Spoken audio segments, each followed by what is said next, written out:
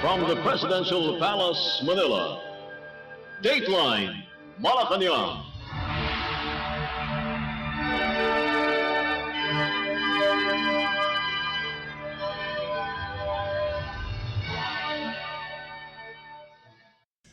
Good day. This is Dateline Malacañang. Philippine President Ferdinand R. Marcos Jr. on Thursday graced the opening plenary of the 2025 Open Government Partnership or OGP Asia and the Pacific Regional Meeting or APRM at the Grand Hyatt Manila in Bonifacio Global City, Taguig. The regional meet, which runs from Wednesday to Friday, features high-level roundtable discussions on advancing open government and addressing regional challenges through the sharing of best practices across the Asia-Pacific region. Participating at the OGP APRM are over 800 government officials, civil society leaders, and policymakers from more than 40 countries.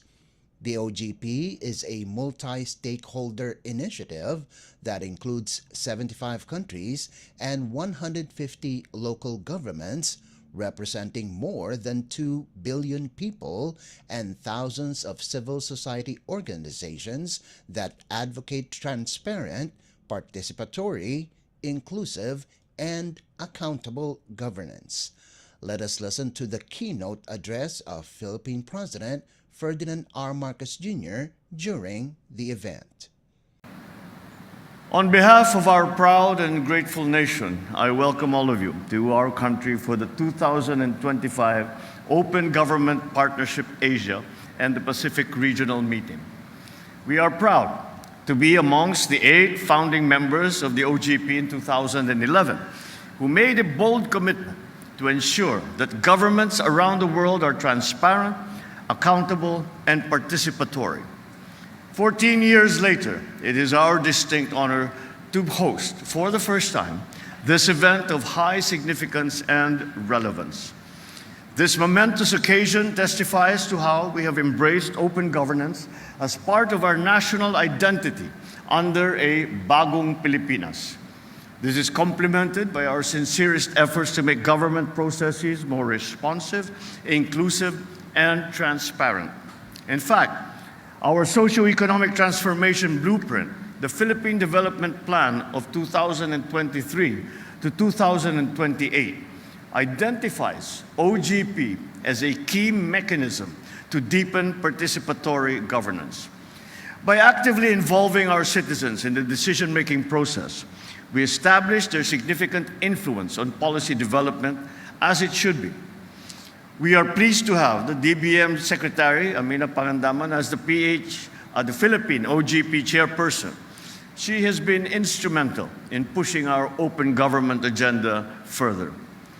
And in the true spirit of the OGP, I'm also pleased to have our civil society organization, or CSO partner, Malayang Lapian ng mga Kababaihan, or what we call Malayaka, led by Ms. Aurora Chavez, who sits and stands by the government side in these pursuits.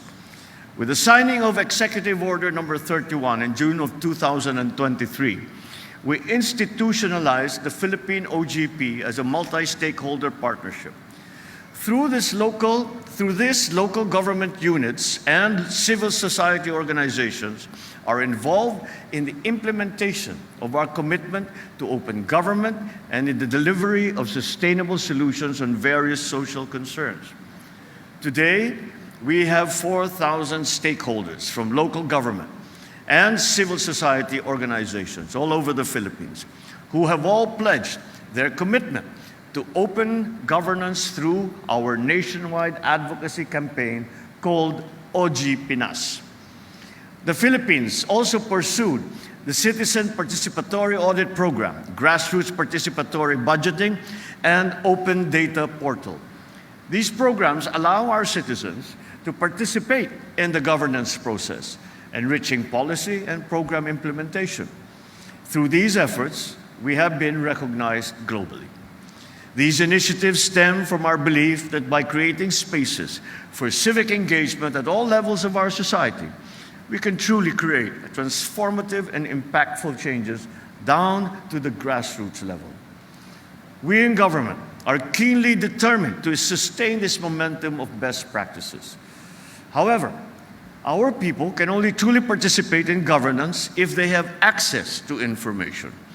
This access is made possible by government transparency, digitalization, and the institutionalization of freedom of information through legislation, which is a constitutionally recognized principle.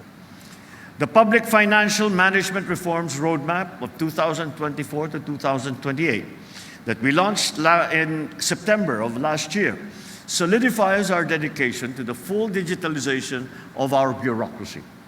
This budget blueprint will facilitate the automation of our public financial management, from planning and procurement to the monitoring and evaluation of how we spend public funds. We are now working on harmonizing our various budget management systems to eliminate redundancies and to achieve efficiency and accuracy in the management of our revenues and of our expenditures. On the other side of the equation, we enacted the historic new Government Procurement Act last year, bolstering our fight against corruption and red tape. Borrowing the words of the Budget Secretary, this is the biggest anti-corruption law in modern times. And how is that? This landmark law simplifies, improves, and modernizes the decades-old Philippine government procurement system. It enables open contracting, which requires the disclosure of data and documents at every stage of the procurement process. Representatives from civil society organizations will be invited to participate in that process, further strengthening their ability to monitor public fund expenditure and contract implementation. This new procurement law has already positioned the Philippines as a leading model of transparency in Asia and a pioneer in open governance in the world. Parallel to the reform of our procurement policy, we also leveraged on the latest technologies to further improve the Philippine Government Electronic Procurement System, or what we refer to as PhilJEPS. Government agencies can just add to cart supplies and pay the same online. Motor vehicles are now available in the system, and we are adding more and more supplies in the coming months. This means that government agencies can now procure goods in a more efficient, streamlined, and cost-effective manner from the comforts of their offices, whilst being completely transparent to anyone, any citizen and any member of government. I am certain that our dear foreign visitors and friends who traveled all the way from their home countries have many powerful stories to tell us as well. We look forward to hearing your experience, to learn from your best practices on fiscal transparency, digital governance, and climate resilience, among the other open government challenge areas. Beyond our variances in our approaches, our shared vision is clear-cut. We want every budget allocation, policy decision, and program implementation to involve public participation, all in pursuit to the empowerment and to the upliftment of our people. With this, I strongly call on all government agencies, local government units, and CSOs, as well as our international friends and partners, to let us continue to work hand in hand in this very important endeavor. Let us foster a deeper trust amongst each other that can only be earned through impactful dialogues, concrete action, and genuine support. So as we chart our course to a more open and dynamic Asia-Pacific, let us be reminded of the powerful role of collaboration, especially in addressing complex challenges of governance in this 21st century. May we see the grand opportunity we have today and use it to send a powerful message to the world that open governance is fundamental to prosperity, to stability, and to security in a rapidly transforming world. Join the conversation. Be advocates of accountability in your own communities. Be part of the global commitment to open governance. Let our initiatives honorably reflect the aspirations of our respective citizens. Thank you very much. You just heard Philippine President Ferdinand R. Marcos Jr. Dateline Malacañang. Malacañang on Thursday announced that Philippine President Ferdinand R. Marcos Jr. extended the term of Philippine National Police or PNP Chief General Romel Francisco Marbil by 4 months. In a news release, the Presidential Communications Office or PCO said the President approved the extension of Marbil's government service through a memorandum dated February 4th, signed by Executive Secretary Lucas Bersamin. Marbil was supposed to retire on February 7th when he reaches the mandatory retirement age of 56. The chief executive recently hinted at extending Marbil's term to ensure stability during the upcoming midterm elections. Marbil, the 30th PNP chief, is a member of the Philippine Military Academy or PMA's Sambisig class of 1991. He took command of the top police post on April 1st last year. Marbil previously headed the PNP Directorate for Comptrollership and served as the Regional Director of Police Regional Office 8 or PRO 8 and as the Director of the Highway Patrol Group or HPG. Dateline Malacañang.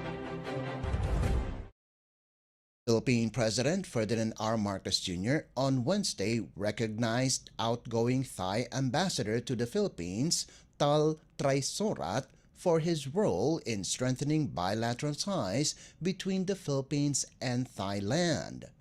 During a farewell call on the President in Malacañang, the chief executive said cooperation between the two Southeast Asian neighbors experienced significant progress, particularly in post-pandemic recovery, economic policies, and diplomatic engagement during the Thai envoy's tour of duty in Manila. For his part, the Thai envoy said he appreciated his very fruitful and rewarding time in the country.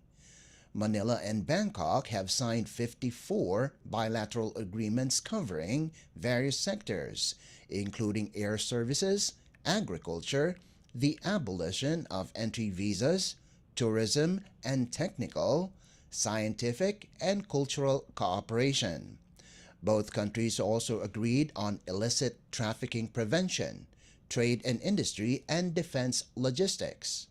In 2023, Thailand was the Philippines' 7th major trading partner, 8th largest export market, and 6th largest import supplier. Total trade between the two nations amounted to $10.81 billion with $2.93 billion in Philippine exports and $7.87 billion in Philippine imports. The Philippines and Thailand are marking the 76th anniversary of diplomatic relations this year. Dateline Malacañang. The news, the new chief of the Philippine Health Insurance Corporation or PhilHealth pledged to address the systematic challenges facing the state insurer under his leadership, describing them as illnesses that need urgent treatment. PhilHealth President and Chief Executive Officer or CEO Dr. Edwin Mercado, who took his oath of office before President Ferdinand R. Marcos Jr. on Tuesday, said that one of his primary goals would be to improve the agency's processes.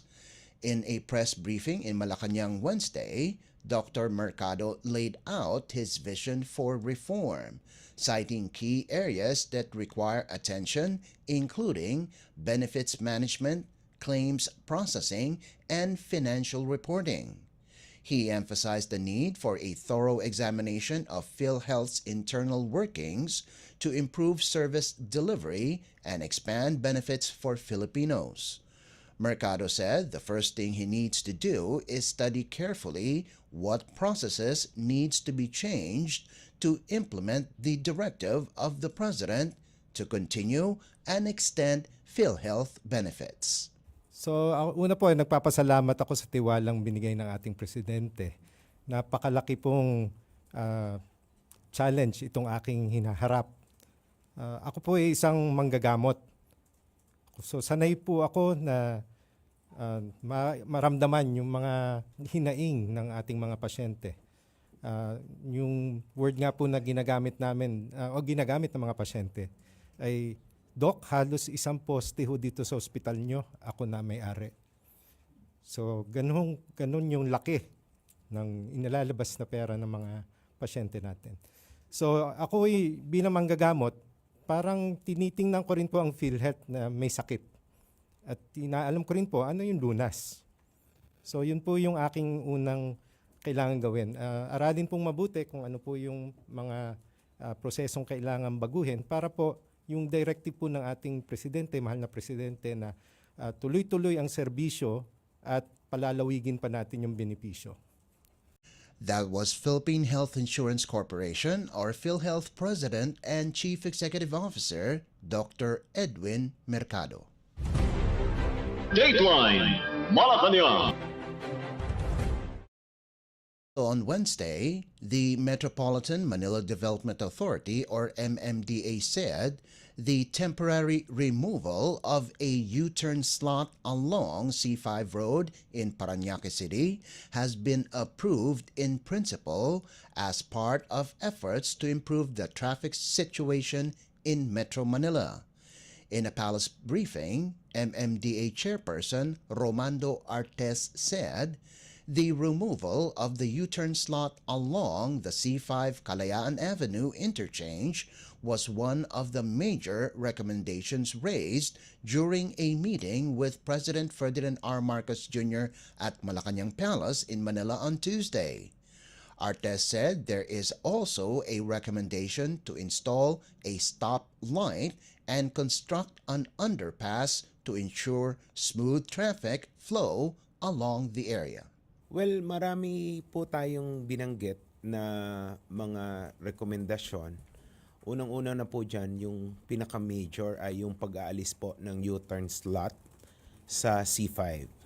Ang original po kasing plan nito ay underpass. So, dapat po dire-diretso yung mga sasakyan C5 galing south, tatawid po ng Kalayaan, at yung galing naman po ng north, ganon din po. Underpass po dapat. Pero at that time, hindi ko rin po alam kung yung rational, ginawa pong U-turn slot yan. So, ang rekomendasyon po natin ay temporarily, lagyan na lang ng stoplight, alsin yung U-turn slot.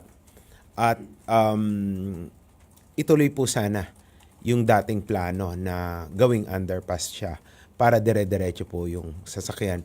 Pero in the meantime, kung kayo po ay napapadaan sa C5, ang niluagan po natin yung C5, inalis po natin yung malapad po kasi yung median island dyan, yung nasa gitna. Inalis po natin yon, pinaluag, at substantially lumuag po yung traffic. Yun po yung isa sa mga major na inirekomenda po natin sa Pangulo. Meanwhile, Artes said he also briefed President Marcos about the benefits of the recommendation to adjust the working hours of government workers from 7 in the morning to 4 in the afternoon instead of 8 in the morning to 5 in the afternoon. He, however, admitted that a thorough study of the proposal and feedback from different agencies are needed. Artes said the implementation of the proposal would depend on data. Ipinakita rin po natin sa Pangulo yung resulta noong sinagawa nating 7 to 4 adjusted government hours sa LGUs. Pinakita po natin yung benepisyo na although limited nga po within the area ng mga city halls. At preliminarily, we endorse na sana lahat. Pero again, kami na rin po yung nagsabi na kailangan pa po ng masusing pag-aaral at konsulta yung mga different agencies and departments. At kunin din po, kinukuha po kasi rin namin yung experience po ng bawat LGU at yung pong mga nagtatransact sa kanila para maging inclusive yung data natin. Pursuant na rin po sa sinabi ng ating Pangulo na hindi lang dapat kami yung kinukuhang data, kung hindi pati yung mga transacting public. So, yan pa ay gagawin natin sa mga susunod na mga buwan. That was Metropolitan Manila Development Authority or MMDA Chairperson Romando Artes. Dateline Malacañang. Metropolitan Manila Development Authority or MMDA said the planned removal of the Epifanio de los Santos Avenue or EDSA bus lane is expected to free up space in the major thoroughfare. MMDA Chairperson Romando Artes confirmed that the eventual phase-out of the EDSA bus lane was discussed during a meeting convened by President Ferdinand R. Marcos Jr. at Malacañang Palace in Manila on Tuesday. Artes said the proposal was made amid the Department of Transportation or DOTR's current expansion of the current capacity of the Metro Rail Transit or MRT.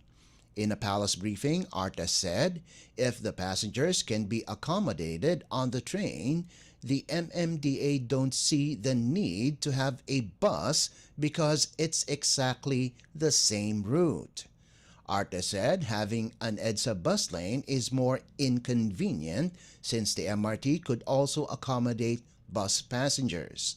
He added that the DOTR has a plan to have a seamless transfer from different train system by linking the MRT to the Light Rail Transit or LRT. Another suggestion is to convert the EDSA bus lane into a special lane that can be used by high occupancy vehicles. The EDSA will undergo rehabilitation to improve the riding quality of the major thoroughfare in the country's metropolis. Artes said the EDSA repair in March will push through. Well, napag-usapan din po kahapon yan kasi nagsabi po ang DOTR na currently they are expanding yung carrying capacity ng MRT. I think if I recall it right, additional 30% capacity kasi sa ngayon yung bagon natin 3 lang bawat trip. Magdadagdag daw po ng isang bagon. So that's another 30% additional capacity. Inaayos lang yung infrastructure to accommodate yung mas mahabang bagon. Ang naging usapan po, suggestion is kung pwede rin iklian yung headway, meaning yung diferensya ng time or liitan yung time in between pagdating at pag-alis ng bagon. Ang suggestion po kahapon ay kung maa-accommodate din ng MRT yung mga pasahero po ng bus carousel. Since repetitive siya, same line, in fact mas inconvenient pa nga ang bus dahil hindi lahat po ng station ng MRT ay may stasyon ng bus. So kung magagawa po yan, mapi-free up po yung isang lane. May suggestion din po na kung mangyari yon, baka pwede pong i-consider na wag na siyang alsen pero instead ipagamit sa high occupancy vehicles tulad po sa LA na kung 3 or 4 ang sakay mo, ikaw lang ang pwedeng gumamit noong special lane po na yun. Kung maka-accommodate naman sa taas, sa tren yung mga pasahero, we don't see the need na magkaroon pa ng bus. Kasi exactly the same route nga siya. In fact, mas bentahe pa nga ang train dahil mas marami siyang stops kaysa sa bus carousel. And may plano po ang DOTR na talagang magkaroon ng seamless transfer from different train system like MRT, iduktong na talaga sa LRT1 or yung sa North, same LRT1. Para kasi ang nangyayari daw po ngayon, pag umalis ka ng isang train station, lalabas ka pa ng station, bababa ka, then papanik ka uli sa kabila. So piniplano na po ng DOTR na ipag-interconnect po itong mga ito, which is I think mas beneficial din po sa riding public, and at the same time tingin ko mas mabibilis na yung biyahe sa MRT kasi nga mas mababawasan yung time ng headway ng bawat bagon. At the same time, makaka-free up po tayo ng space sa EDSA. Imagine niyo one additional lane na magagamit ng mga sasakyan. Hindi naman po dahil car-centric tayo, pero definitely makakapagpaluag po yan. Magiging repetitive lang po kasi kung kaya na nang i-accommodate ng MRT yung mga pasahero, we don't see the need po for buses. That was Metropolitan Manila Development Authority or MMDA Chairperson Romando Artes. Dateline Malacañang. On Wednesday, the Department of Foreign Affairs or DFA expressed optimism about the continued development cooperation between the Philippines and the United States. This as DFA Secretary Enrique Manalo declined to comment on the U.S. government's internal discussions on its ongoing review of the work of various agencies, including the U.S. Agency for International Development or USAID. Manalo said development cooperation work with the United States, especially in critical areas like education, global health and disaster risk reduction or response, is quite important as these projects positively impacted the lives of many Filipinos and their communities. Secretary Manalo issued the statement amid reports that U.S. President Donald Trump is eyeing the dismantling of the U.S. aid. On January 20th, Trump implemented a 90-day suspension of foreign assistance pending a review of efficiencies and consistency with his foreign policy. The U.S. is the world's biggest provider of international aid, with some $68 billion obligated in 2023 for 204 countries, according to the official data from the U.S. government. The U.S. is one of the Philippines' top donors of the Official Development Assistance or ODA, contributing around $147.7 million in 2023. On January 30th, President Ferdinand R. Marcos Jr. said he would be meeting with Trump to discuss the U.S.'s new policies on foreign assistance, trade, defense and security, and immigration. President Marcos's meeting with Trump has no final date yet. Dateline Malacañang. Finally, the Philippine Embassy in Japan on Wednesday warned Filipinos residing and traveling to Japan against the rising number of influenza cases there. In an advisory, the embassy also advised Filipino tourists to avail of travel insurance if visiting in case of a medical emergency. The embassy told Filipinos in Japan to protect themselves by wearing face masks, especially in crowded places and public transportation. It also urged Filipinos to stay updated with public advisories and to stay home if feeling unwell or suffering from colds. For emergencies, Filipinos in Japan may reach out to the Philippine Embassy in Tokyo at 080-4928-7979, the Philippine Consulate General in Osaka at 090-4036-69 0917-479-7984 and the Philippine Consulate General in Nagoya at 090-6580-6724. Dateline Malacañang. Before we conclude our program, Radyo Pilipinas World Service of the Presidential Broadcast Service is heard over the following shortwave frequencies: 9.475 MHz, 15.640 MHz, and 17.820 MHz. You can also visit our Facebook page and YouTube channel at Radyo Pilipinas World Service. You will be able to hear and view our Filipino and English programs, including news updates here in the Philippines.